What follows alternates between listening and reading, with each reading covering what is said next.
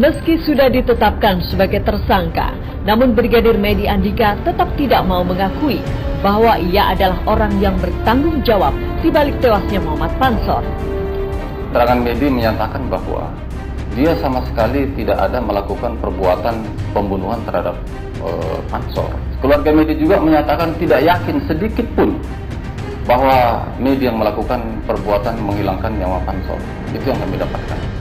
Selama dia berhubungan persahabatan, sedikit pun tidak pernah ada percekcokan, sedikit pun tidak. Bahkan Pansor ini sudah dianggap oleh Medi sebagai keluarga sendiri.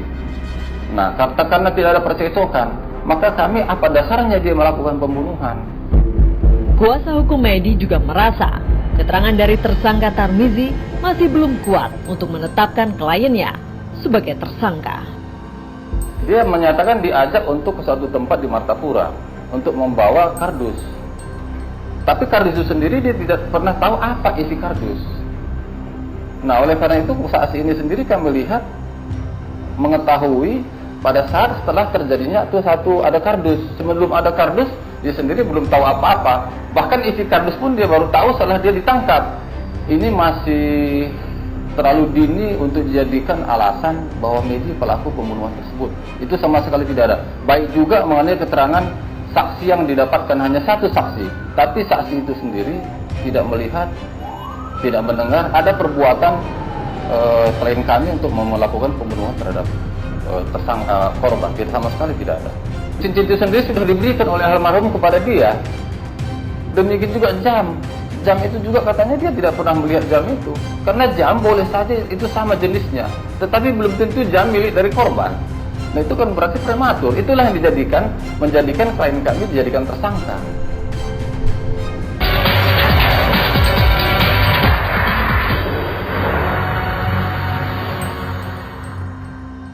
Brigadir Medi Andika, oknum anggota Polres Kota Bandar Lampung yang kini sudah ditetapkan sebagai tersangka, ternyata kawan karib korban.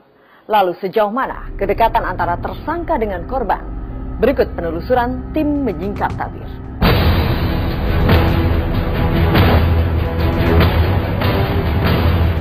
Dibantai dengan tidak manusiawi. Ini bukan manusia lagi. Silakan saja tersangka dan pelakunya tidak mengaku, polisi punya alat bukti lain. Jelas nggak mungkin, karena Medinya ini orang baik dan rajin sholat. Insya Allah lebih dari cukup kehidupannya.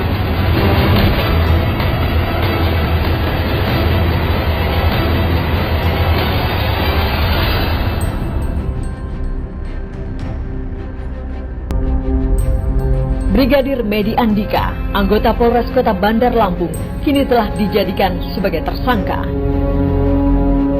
Ia disangka telah menghabisi teman dekatnya sendiri, Muhammad Pansor, yang merupakan anggota DPRD Kota Bandar Lampung, dengan cara dimutilasi.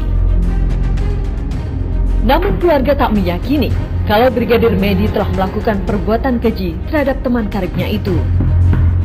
Medi ini anak yang baik, rajin sholat, dan patuh pada orang tua. Sang ibu juga membantah kalau anaknya ingin menguasai harta Muhammad Pansor. Jelas nggak mungkin, karena Medi ini anak satu-satunya, anak laki-laki satu-satunya. Insya Allah lebih dari cukup kehidupannya. Kalau orang komring, anak laki-laki semua harta untuk anak laki-laki. Nggak yakin, karena Medinya ini orang baik dan rajin sholat. Tapi semuanya kami serahkan dengan kepolisian dan pengacara. Muhammad Pansor dan Brigadir Medi Andika memang sudah sejak lama bersahabat. Keluarga mereka pun sudah saling kenal.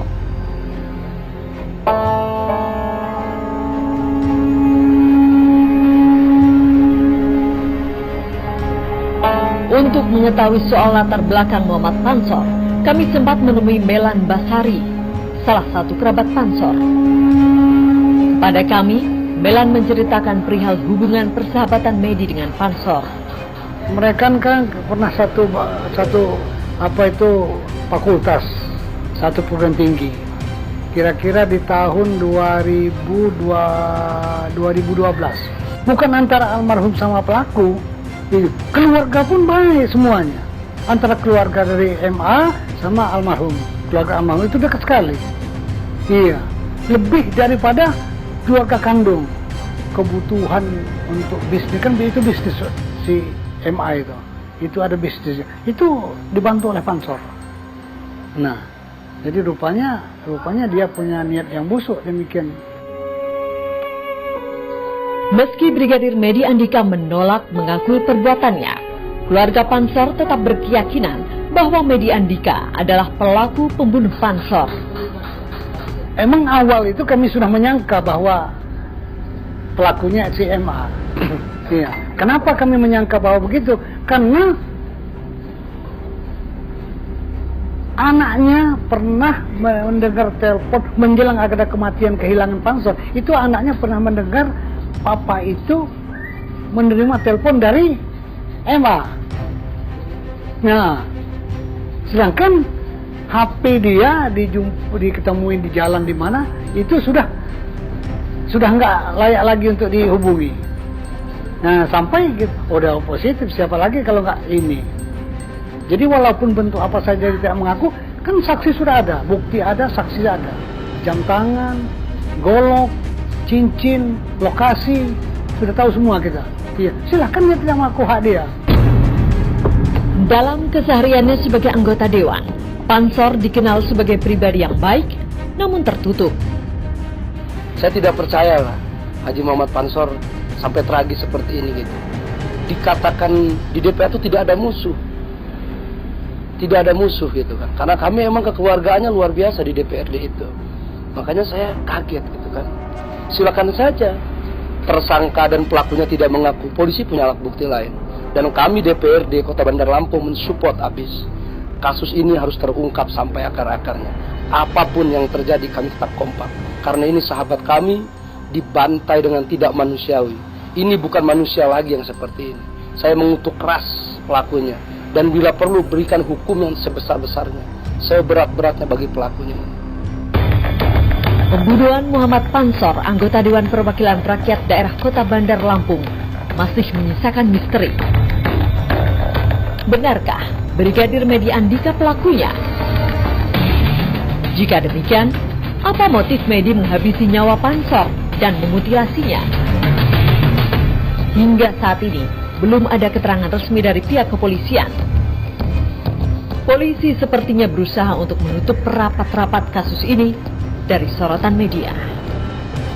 Tewasnya Neza Nur Aslia dan Muhammad Pansor merupakan gambaran bahwa kejahatan bisa terjadi di mana saja, kapan saja, dan dilakukan oleh siapa saja, termasuk orang-orang dekat di sekeliling kita. Jadi tetaplah waspada. Sampai jumpa.